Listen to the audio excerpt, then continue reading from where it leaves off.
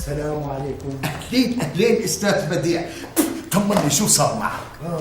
يا سيدي وقعت الانفكاك من الديوان. عظيم كتير، الا انا ما عم تنفك معي بالمحافظه. المهم هلا بدي اياك ترشدني شو بدي اساوي. هلا يا استاذ بديع بلش الجد. شو بلش جد؟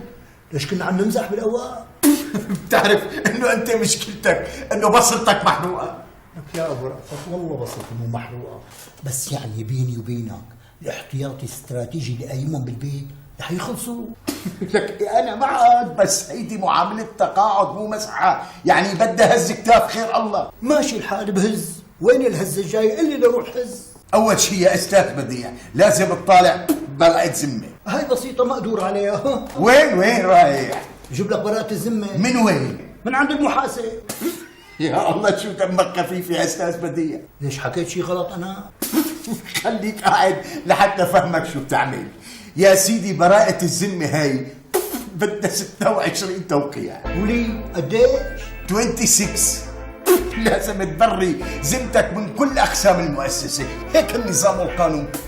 يا سيدي امرنا الله، اذا هيك النظام والقانون امرنا الله. بس انا اللي بدي اياه منك الله يخليك انت ترشدني، انا اول مره بطلع تقاعد، يعني ما بعرف بالاجراءات هي. نو بروبلم استاذ بديع، ابو رأفت معك ولا يهمك، وانت مسدود على جبل. ويا جبل ما يهزك ريح، والنصر حليفنا باذن الله. ان شاء الله يا رب. ايه مسيتك، هي براءة الذمة، بدك تروح توقعها من المحاسبة والذاتية واللجنة النقابية والمرآب والعقود والصيانة وقسم الواردات والاستثمار والدراسات والمستودعات والأرشيف ومراقبة الدوام وجميع المدراء. شرف بعد هالدويخة كلها بخلص يعني؟ فعلا بصلتك محروقة، ستيب باي ستيب، خطوة خطوة. خليني كفي استاذ بديع. تفضل كفي.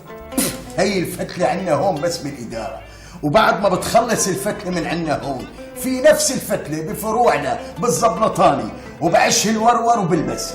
الحمد لله كل يوم بالشام. طول بالك، بعد ما بتخلص الشام تحمل ضرب طريقك وبتروح على فرعنا بتدمر. تدمر؟ ولي انا شو اخذني لتدمر؟ انا بحياتي كلها ما رحت على تدمر.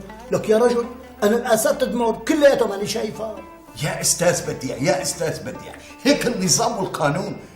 بعدين انت ليش مسعوش من روح التدمر؟ يا اخي بتروح لهنيك سياحه تورست، بعدين بتروح بتسوح وبتطج هالخدم. تيك ات ايزي.